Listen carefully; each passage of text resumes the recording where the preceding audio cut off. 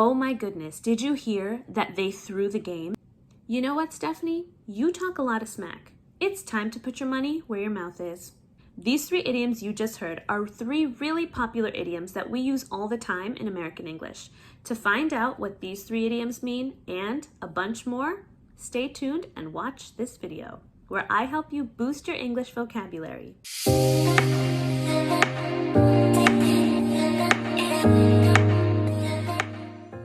Hey there, welcome to English with Gabby. I'm Gabby, and today I'm going to help you boost your vocabulary by teaching you 12 popular idioms that are casino themed. Don't forget to subscribe to my channel, and don't forget to hit that little bell so that you can get notified every time I put out a new video. Are you ready to get started? Here we go. The first one is to play your cards right. This means to make the right choices or to make smart decisions. If you play your cards right, you'll be manager in 2 years.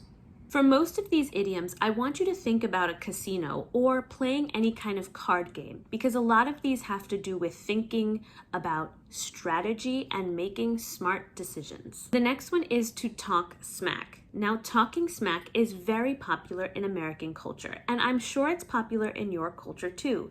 Talking smack is basically when you speak very arrogantly about your skills and how you're going to defeat your opponent in some kind of competition. For example, if I were playing someone in poker, I might look at my cards and say, "Ooh, you are so gonna lose money right now." That's an example of talking smack. So an example would be, "Don't mind Josh, he's always talking smack. You can still win." Remember that talking smack is very normal in American culture. It's not seen as being rude.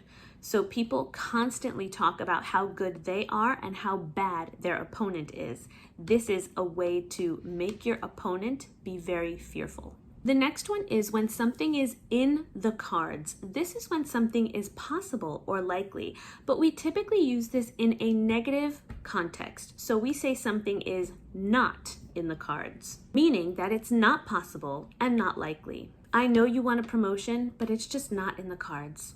I'm sorry. The next one is really common, and I think you've heard it before.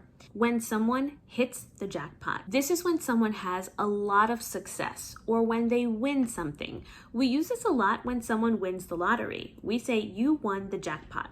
A jackpot is typically a collection of money. So when someone plays the lottery and they win $1 million, the jackpot is the prize. Congratulations on your new job. You really hit the jackpot with this new position. The next one is to have an ace up your sleeve. An ace is a very high card in most card games that you play. So anytime we talk about something being an ace or having an ace, it's usually something very valuable, something that can help you win. So when you have an ace up your sleeve, this is like a last-minute advantage that you have. Sometimes it's when you're cheating. Imagine if you're playing a game of poker and you see in someone's sleeve that they have a card that's an ace. They pull it out last minute and then they win the game. That's where this idiom comes from. Don't worry, we're gonna win. I have an ace up my sleeve. We also use the word ace for another idiom, to have an ace in the hole. An ace in the hole is something that you're saving until the last minute. So you don't want anyone to know about it until the very last minute when the ace in the hole saves you and helps you win. This is similar to having an ace up your sleeve, except that it can also be used to describe a person. He's my ace in the hole, like he's my secret weapon. We're gonna bring Sheila in at the last minute. She's our ace in the hole. The next one is all bets are off. This is when we have no idea what the result or outcome of a situation will be. It's totally unpredictable. Wow, the election is so close. All bets are off. This means if anyone bet money, we have no idea what the outcome will be. There's no leader or there's no favorite person to win this bet. Let's just call a spade a spade. This is when you want someone to be honest and direct. It's like saying, don't be ashamed to tell the truth, even though it might be unpleasant. All right, let's call a spade a spade. Our manager is terrible. This is like saying, let's just be honest. Our manager is terrible. The next one, number 9, is to hold all the aces. This is someone who has an advantage over the others. They hold all of the high value. Imagine if you're playing poker with someone and one person has all 4 aces. That person most likely will win the game because they have the most advantages. There's no point trying to win. They hold all the aces. It's like a sports team that has a large number of really good players. If you're an NBA fan, just think of the LA Lakers or when Michael Jordan was on the Bulls.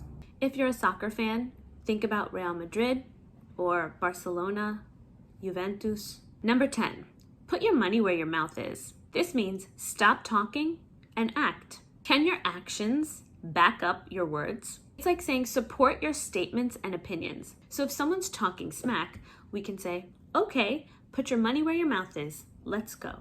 Oh, you're a good ball player? Put your money where your mouth is. Let's see. Number 11 is to throw the game. This is when you purposely lose a game, typically because you're going to get money if you lose. The team was suspended for the rest of the season because they threw the game.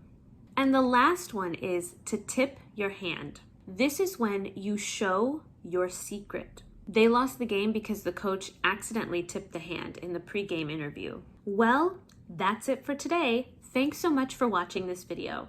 Remember that in order to really learn these vocabulary words, you've got to practice. So try to use at least one of these new idioms every single day. If you haven't already, make sure you sign up for my free masterclass, which will teach you 10 tips on how to speak English naturally, like a native speaker. Check the link down in the description. And don't forget that my channel has tons of other videos that will help you improve your vocabulary, pronunciation, and other English skills. Thanks so much for watching. See you later.